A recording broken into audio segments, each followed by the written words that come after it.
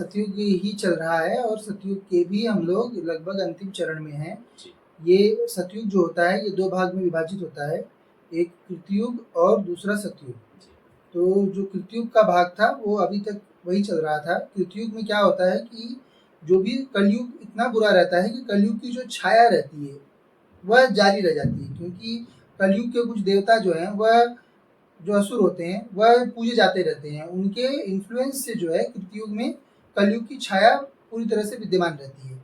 तो वो धीरे-धीरे समाप्त हो जाएगा अगले कुछ 100 वर्षों में। तो जो सतयुग होता है, सतयुग में 4800 वर्ष होते हैं। 4800 में से 4000 वर्ष का मूल युग होता है, उसके आगे-पीछे 4-400 की छाया रहती है।